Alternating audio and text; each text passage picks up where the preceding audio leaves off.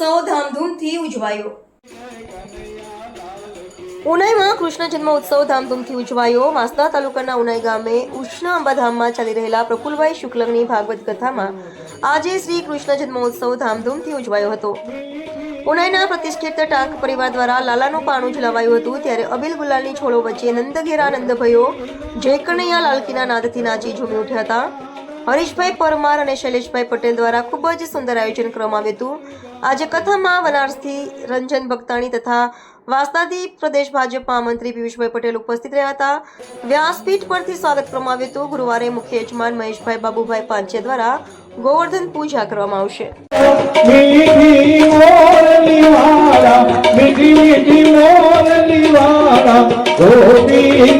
प्यारा ओम जय काना कारा